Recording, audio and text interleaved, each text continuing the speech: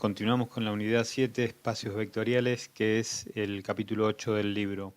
En esta unidad, en esta tercera parte de la presentación, lo que vamos a ver específicamente es subespacios vectoriales. Vamos a ver la definición de espacio vectorial y vamos a ver que no cualquier parte o no cualquier conjunto de un espacio vectorial es un subespacio vectorial. Entonces, vamos a la definición de subespacio vectorial. Un subespacio vectorial primero es un subconjunto, ¿correcto? ¿Un subconjunto de qué? De un espacio vectorial. Nosotros tenemos un espacio vectorial de acuerdo a como lo habíamos definido en las presentaciones anteriores. Entonces tomamos un determinado subconjunto que le vamos a llamar W. Ese subconjunto cumple la condición de ser no vacío, o sea que tiene elementos, ¿correcto? Entonces este subconjunto W, esta parte del espacio vectorial B, se denomina, ¿no?, subespacio vectorial del espacio vectorial B si se cumple la siguiente condición.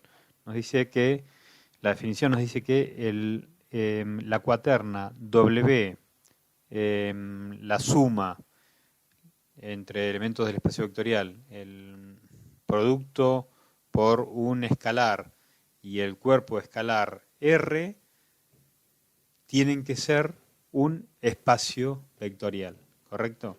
O sea que para ese subconjunto W del espacio vectorial B se tienen que cumplir las mismas condiciones que se cumplen para el espacio vectorial B. Vamos con un ejemplo.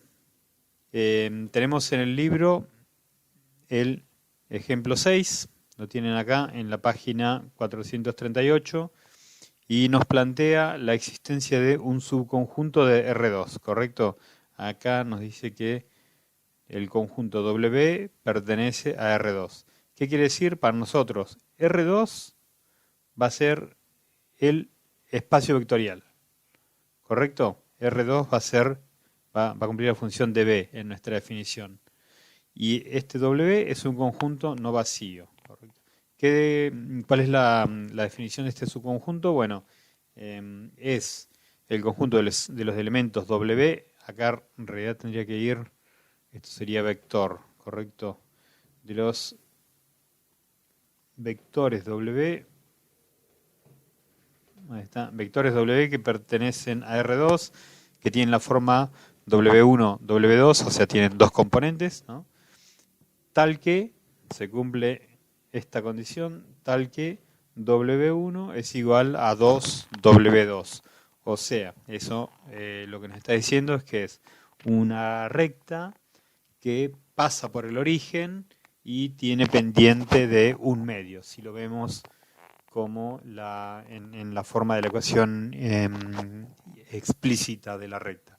Si no, si lo vemos como la forma de la ecuación paramétrica vectorial de la recta, tendría un director que sería 1, 2, ¿correcto?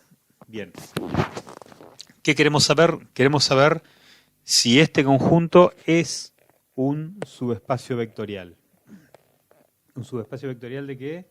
De nuestro espacio vectorial, que en este caso nuestro espacio vectorial es la cuaterna R2, la suma, el cuerpo escalar R y el producto por un escalar. Bien, ¿qué nos dice el libro? Nos dice, bueno, solución, hay que demostrar lo siguiente. Bueno, nos dice que el axioma 2 y el axioma 3 se cumplen. En realidad nos menciona que hay varios axiomas que se cumplen. Vamos a ver entonces por qué se cumple el axioma 2. Cuando verificamos el axioma 2 para el espacio vectorial R2, para este espacio vectorial, vimos que se cumplía para cualquier vector U y para cualquier vector B que pertenecen a R2. Por lo tanto, si la propiedad conmutativa, ¿no?, de la suma se cumple para cualquier vector, se va a cumplir también para un subconjunto de R2. Lo mismo sucede con el axioma 3. Cuando verificamos el axioma 3, también lo verificamos para todo vector de R2. De modo que esos dos axiomas ya los tenemos cumplidos.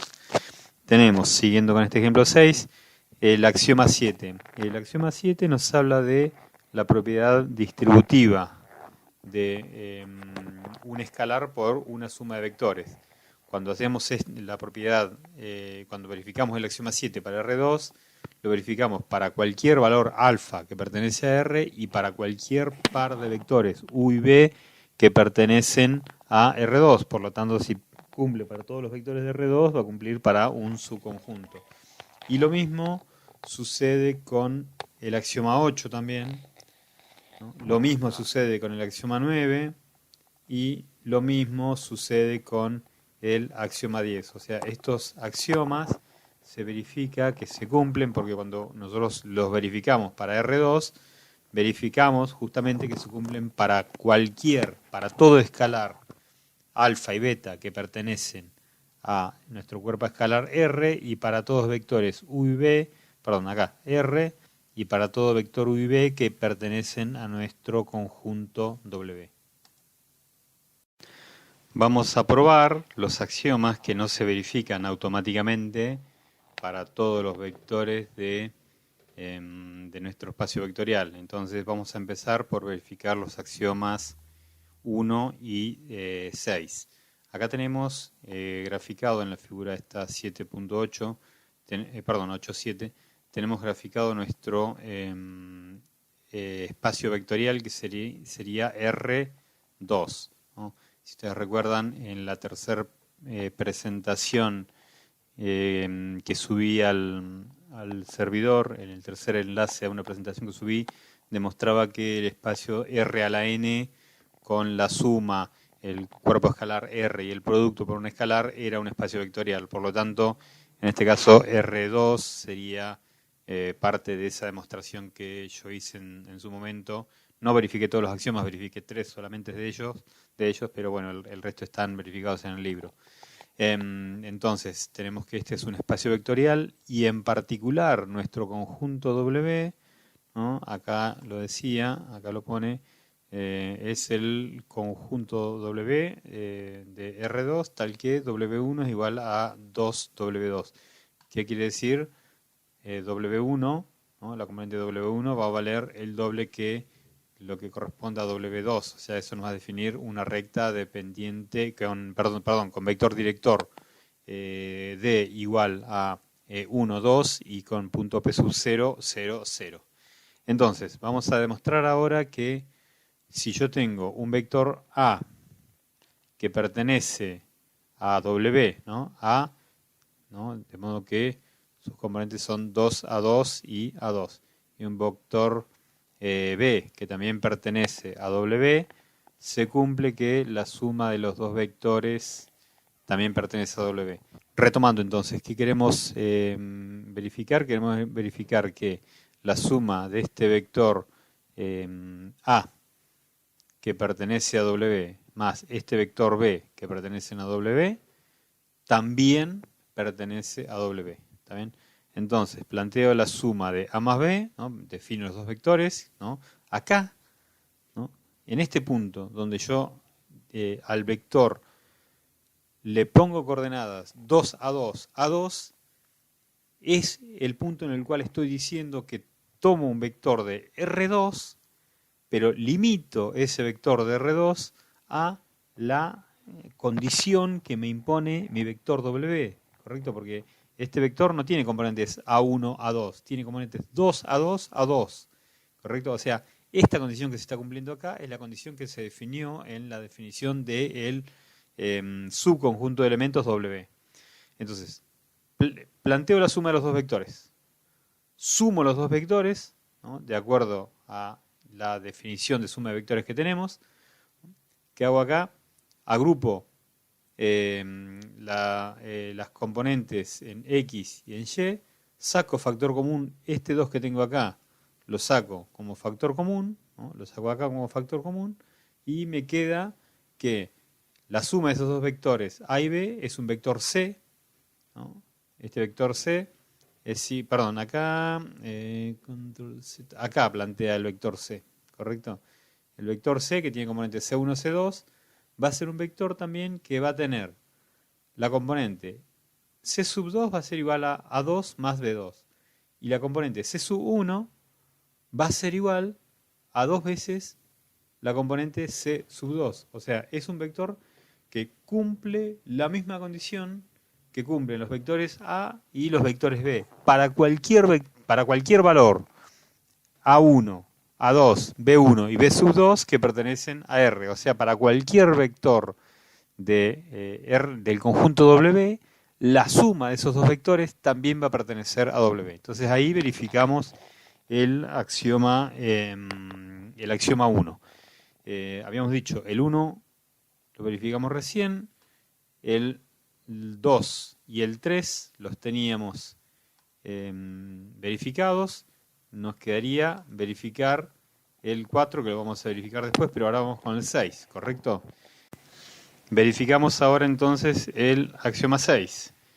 Nos dice que el axioma 6, si tengo un vector A que pertenece a mi conjunto W y tengo un alfa que pertenece a R, entonces alfa por A también va a pertenecer al conjunto W. Entonces, ¿qué hacemos? Planteamos alfa por A, después reemplazamos A por sus componentes, que en este caso, como el vector A pertenece a W, las componentes van a ser 2A2 para la primera componente y A2 para la segunda. Entonces reemplazo el vector por sus componentes, ¿no? Reemplazo A por sus componentes, realizo el producto, ¿no? Ley de composición externa, el producto del escalar por un vector, y me queda acá que si yo defino que el producto de alfa por A es igual a alfa por el vector A es igual al vector C, ese componente C va a tener componentes donde la segunda componente C2 es igual a alfa A2, ahí está, C2 es igual a alfa A2, y la primera componente va a ser 2 alfa A2, pero alfa A2 es igual a C2, entonces la primera componente me va a quedar igual a 2 veces la segunda. O sea, es un vector que para cualquier valor de alfa y para cualquier valor de C cumple que la primera componente vale lo mismo que 2 veces la segunda. O sea, es igual a 2 veces la segunda. O sea, lo que estamos diciendo es que cumple la misma definición que planteamos en el momento que definimos nuestro conjunto W. Entonces, de ese modo, verificamos también el axioma 6. Ahora, ¿qué nos quedaría? Axioma 4 y axioma 5. ¿Qué nos plantea el libro acá? Nos plantea verificar que se cumple el axioma 4. El axioma 4, ¿qué nos dice? Que existe un elemento neutro. Entonces, sabemos que se cumple el axioma 6. Ya verificamos que se cumple el axioma 6. Basándonos en que se cumple el axioma 6, le damos al valor de alfa, le damos un valor que sea 0. ¿Correcto? Entonces, 0 por el vector A va a pertenecer a W. ¿Correcto? Eso lo tenemos por el axioma 6 que acabamos de verificar. Por otro lado, se cumple para todos los espacios vectoriales que el 0 por cualquier vector que pertenezca a ese espacio vectorial va a ser igual al vector nulo. Y nosotros sabemos que los vectores A pertenecen al espacio vectorial R2. Entonces, de ese modo, como la propiedad se cumple para todo el espacio vectorial R2 y el vector A es pertenece a un subconjunto de R2, también se va a cumplir para este vector. Por lo tanto, 0 por A nos va a dar el vector nulo, ¿no? Y ese vector nulo demostramos por el axioma 6 que pertenece a W. Por lo tanto, ahí acabamos de demostrar que existe el elemento neutro que pertenece a W. Con esto demostramos el axioma 4, ahora nos quedaría demostrar el axioma 5. Bien, ¿por qué me interesa presentarles este ejemplo? Porque en la práctica, a la hora de demostrar si un determinado subconjunto es un espacio, un determinado conjunto de vectores, es un subespacio vectorial, a veces se torna un tanto complejo porque es difícil encontrarle la vuelta al manejo del álgebra. Entonces, este es uno de esos ejemplos, ¿no? El ejemplo 9, no me acuerdo exactamente en qué página está del libro, pero está a continuación de lo que estamos viendo, nos dice que hay que verificar si este conjunto W es un subespacio vectorial. Fíjense que el conjunto W es el conjunto de los X, Y, Z, ¿no? O sea, elementos X, Y, Z que pertenecen a R3, tal que X más Y menos Z es igual a 0. Entonces pensemos, ¿qué es esta ecuación X más Y menos Z igual a 0 en R3?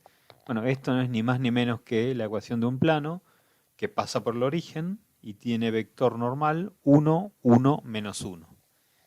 Entonces, este conjunto es un subespacio vectorial. Entonces vamos a ver ahora, vamos a determinar si es un subespacio vectorial, de qué modo. No vamos a verificar los 10 axiomas, ¿correcto? ¿Por qué? Porque lo que vamos a utilizar son las condiciones necesarias y suficientes. O sea, lo que estamos viendo acá, a lo que llegamos, y uno de los puntos importantes de esta pequeña presentación, es que para nosotros, para saber nosotros si un determinado conjunto es un subespacio vectorial, no tenemos que verificar los 10 axiomas, tenemos que verificar solamente estas tres condiciones, ¿correcto? Y vamos a ver si se verifican entonces para este caso. Vamos a ver si se verifican y vamos a ver cómo explicar que se verifican. La primera condición nos dice que el vector nulo, ¿no? La primera condición que se tiene que cumplir, el vector nulo que pertenece a W, ¿no? Que pertenece a nuestro espacio vectorial B, también está en W. ¿No? Entonces, lo que nos está diciendo es que el subconjunto que nosotros estamos tomando, o el subespacio, o el conjunto que queremos ver si es un subespacio, tiene que contener al vector nulo de nuestro espacio, en este caso R3. ¿Cuál es el vector nulo de nuestro espacio R3? Es el vector 0, 0, 0. Entonces, lo que es un poco confuso acá es la forma en que plantea la existencia de ese vector. Nos dice, el vector nulo pertenece a W, a B, al espacio vectorial, ¿no? Entonces, el vector nulo que pertenece al espacio vectorial B también está en W. Entonces, ¿cómo lo demuestra? Nos dice que el vector nulo pertenece a R3, entonces 0 más 0 menos 0 igual a 0. ¿Qué es esto que plantea acá? ¿De dónde sale este planteo que está acá y cómo llega de esta ecuación a que el vector nulo pertenece a W? Bueno, está explicado en forma un tanto confusa acá. Primero, esta expresión 0 más 0 menos 0 corresponde a la condición que se plantea en el conjunto, ¿correcto? Entonces, cuando nosotros planteamos el conjunto W, el conjunto W cumple una condición. ¿Cuál es la condición? Esta condición que se plantea acá. O sea, nos dice que de todo el espacio R3, lo que nosotros tomamos es un plano. O sea, todos los puntos que cumplen esta condición. Entonces, lo que hace acá el autor del libro para demostrar que este vector nulo que pertenece a R3 también pertenece al plano W, es tomar los valores del vector nulo, que van a ser 0, 0, 0, meterlos a esos valores dentro de la condición del plano. Cuando metemos dentro de la condición del plano, nos da que se verifica la condición del plano. Entonces, de ese modo, nos está diciendo, bien, el vector nulo, lo que está diciendo esta expresión que tenemos acá, nos dice que el vector nulo que pertenece a R3 cumple la condición del conjunto. Entonces, si el vector nulo de R3 cumple la condición del conjunto, quiere decir que pertenece al conjunto.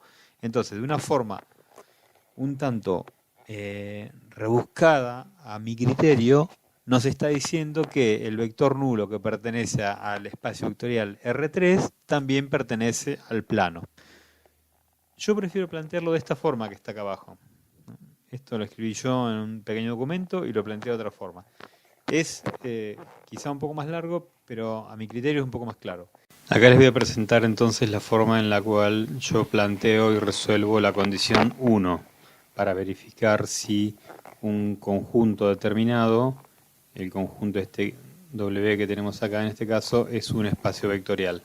Entonces, lo que hago es decir, bueno, tengo un vector B que pertenece al conjunto W. O sea, para todo B que pertenece al conjunto W, ese vector B va a tener la forma que tenemos acá indicada, ¿no? La primera componente va a valer menos Y más Z, la segunda componente va a valer Y y la tercera Z. ¿Por qué? Eso lo despejé de acá, de esta condición, ¿no? Tengo X más Y menos Z igual a 0, despejo X es igual a menos Y más Z. Es lo que tengo acá. Y las otras dos componentes no tienen ninguna restricción, por lo tanto valen su valor. Y ahora, sea el vector nulo que pertenece a R3, ¿correcto? El vector nulo que pertenece a el espacio vectorial en el cual nosotros estamos trabajando. Ese vector nulo va a tener esta forma. Las tres componentes van a valer 0. Y el vector B que pertenece a el conjunto W. ¿Correcto? Entonces tengo el vector nulo que pertenece a W y quiero ver si el vector nulo que pertenece a R3 me va a dar como resultado el vector nulo en W. Entonces, ¿qué hago? Reemplazo las coordenadas del vector nulo, que van a ser 0, 0, 0, las reemplazo en el vector B que pertenece a mi conjunto W, y el resultado es este, menos 0 más 0, 0, 0, que me da 0, 0, 0, ¿no? Por lo tanto, lo que estoy demostrando acá es que el vector nulo que pertenece a R3 me da como resultado el vector nulo que pertenece a W. Entonces, de este modo, yo demuestro que se cumple la primera condición. Para mí, esta forma es más gráfica, permite ver con más claridad la verificación de la primera propiedad que realizarlo de esta forma que plantea acá el libro. Vamos a verificar entonces ahora la condición 2. Acá el libro la plantea de una forma que se los dejo a ustedes que lo vean, lo estudien, lo analicen. Para mí no es la forma más clara, yo no lo recomiendo. Les voy a presentar otra forma de plantearlo, en realidad de demostrarlo no, porque la demostración es la misma, pero depende cómo lo planteamos. ¿Qué queremos mostrar?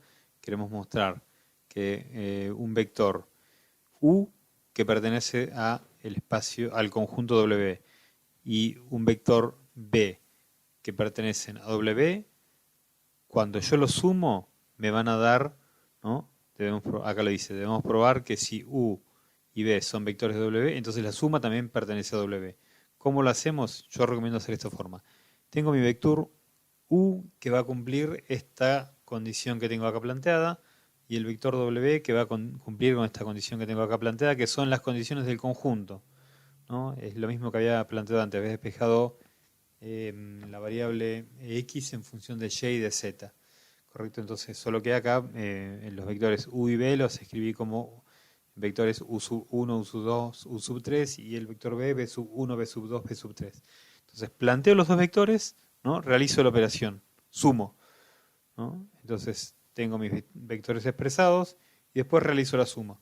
Acá me abrevié algunos pasos, en realidad, porque yo hice la suma de acuerdo a la definición de ley de composición interna, que es sumando componente a componente, pero después los reordené, ¿correcto? Entonces sumé U sub 2 con, sumé menos U sub 2 con menos B sub 2 y los agrupé acá, menos U sub 2 más B sub 2. Sumé U sub 3 con B sub 3 y los agrupé acá para la primera componente, ¿correcto? Entonces todo esto forma la primera componente. Después sumé U sub 2 con B sub 2 y U sub 3 con B sub 3.